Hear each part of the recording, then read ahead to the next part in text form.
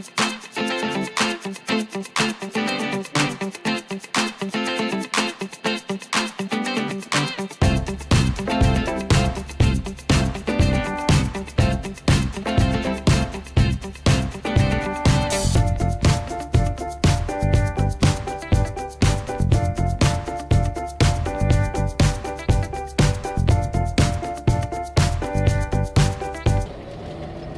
good morning, everybody. This is dear Mama Sal on a overcast Wednesday morning. Can it be Wednesday already? Wow.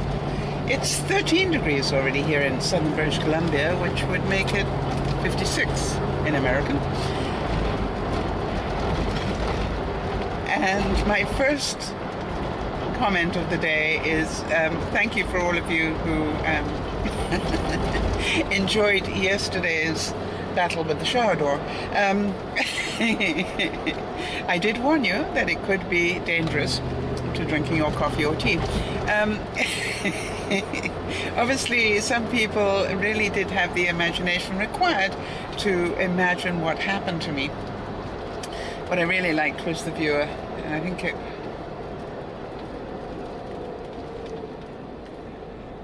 think it's the one that's KCKS or something. Anyway, and the viewer who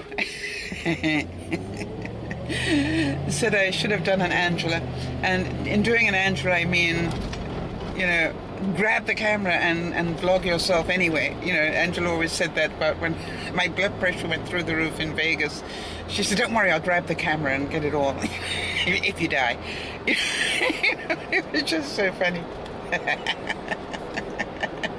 Don't worry, I got the camera, you know, as they load you into the ambulance. So I had to smile because the idea that this person could imagine, you know, setting up the camera before the accident even happened, with the surprise accident even happened. I love that creativity. But the good news was she had my good interest in heart, because she said if I'd done it, you know, it would have gone viral and I would have made a lot of money. And then, you know, my logic clicked in and I went, they don't allow nude selfies as far as I know on YouTube, and except by accident. And then, you know, it's like, what a wonderful creative imagination that she thought a picture of me nude would go viral. Mind you, for the amusement factor, maybe you're right. Yeah, I haven't thought of it that way. Right, anyway, so having said that, I'm glad that it did cause... who was it that wrote to me this morning and said she was watching it at 5 a.m. Who watches my videos at 5 a.m.? I mean, really? 5 a.m. and she's trying desperately hard not to snicker and failed. I like that. Try as you might not to laugh.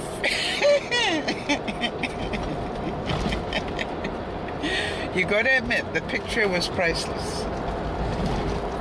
Now, I'm not quite sure whether Spider-Man is still up the tree today. I'll let you know when I get there.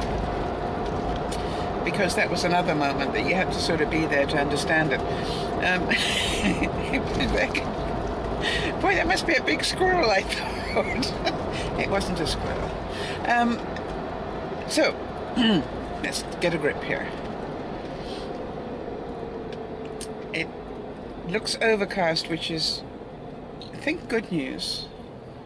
I haven't seen any prophecies of rain coming in, but you know, that doesn't mean it's not going to. I do live in British Columbia. It's known to rain when you least expect it. But let's hope that it doesn't, because you know what I'm not wearing. But I've got Carly's umbrella. Stella, the umbrella. She's still at the bottom of my purse here, along with Pimperoo is also there, in case anybody's wondering what happened to Pimperoo. He's still with me, travels with me everywhere. My guardian angel. Today is confusing. Now, the reason it's confusing is I found out yesterday that today, back in 1930, a guy called Richard Drew invented masking tape. And it got confusing because when I tried to delve into it a little bit more, I found that somebody else said he invented it in 1924. But maybe he only patented it. I don't think so. No, I think he would have patented it pretty damn quickly. Anyway, never mind. Let's talk masking tape. It's our topic of the day. The reason I wanted to talk about it is because I am pretty sure that with the creative minds that I have got as viewers, who are easily amused, you've found some pretty interesting uses for masking tape. And I'm going to include painter's tape in here because really painter's tape is giant masking tape.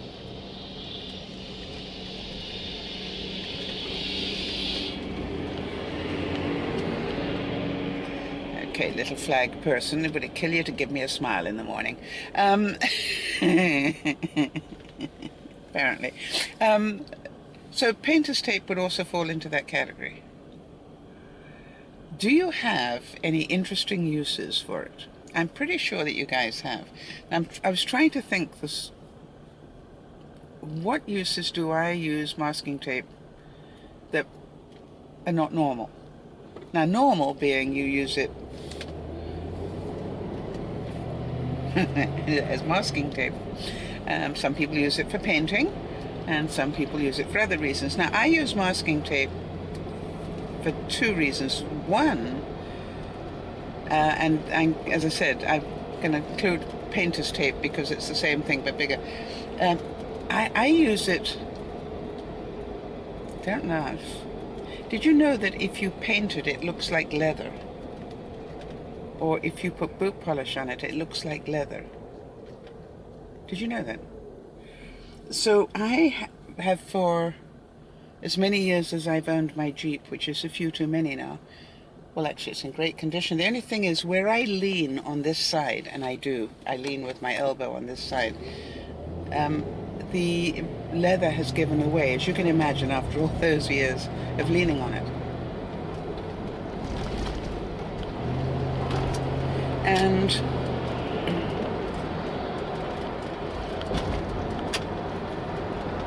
so what I found was that masking tape, or in fact I've used painter's tape, if you put it across the split in the leather, it will actually hold it together for some time, a long time. In fact, mine has now cracked again, probably after a couple of years, so it's time to replace it. But it did actually do a great job. Now, I didn't use boot polish to get it to the same color or near the color of my leather in my car, but I could have done. I just thought the bright blue was quite pretty.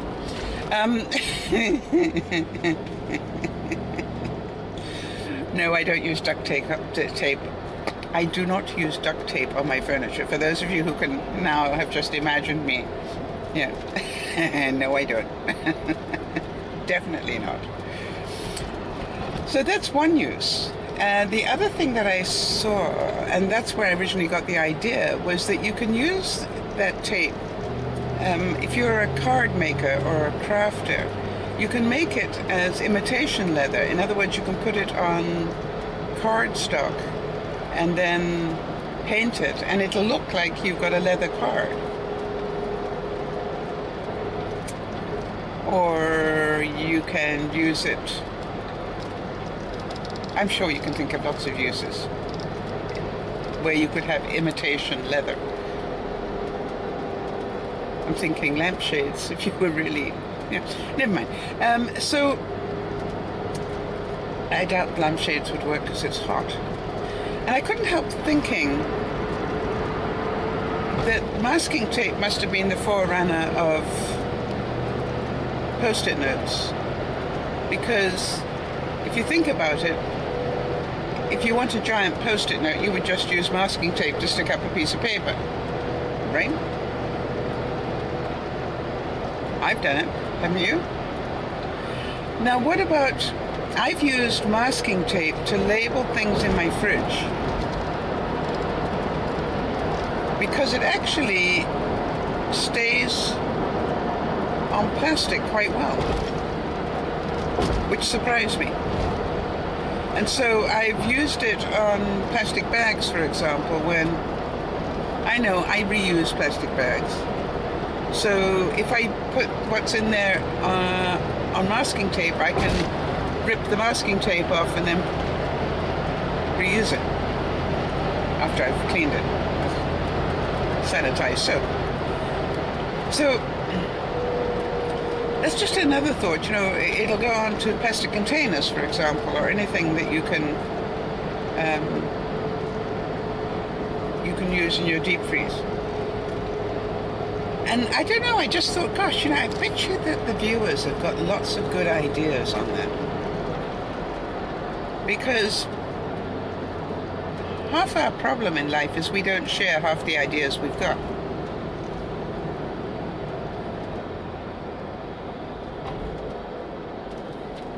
So, if you've got any interesting uses for masking tape, let's have them. Now, I know what some of you are thinking. Maybe I should Google it and find out. That's also okay. It saves me having to do it. So see how many interesting uses you can find for masking tape. You know, it was really funny because when I first joined the office where I am, they had never used reusable Scotch tape. You know, the sort that you can actually peel off again if you need to. And the reason I find it quite funny is because the other day they accidentally got regular Scotch tape. And there was quite an outcry. People were so used to having the removable. Much more forgiving. I can't help thinking that, you know, there are a lot of people in the world that accidentally came up with these less than perfect adhesive mixtures and threw them away instead of patenting them as another use. Can you imagine how much money that post-it note person has made? Well, 3M has made because they were at 3M. But I mean, really, wouldn't you love to have had shares in post-it notes right at the beginning? Yeah. Wow. So, repurposing, that's what we'll call it, repurposing.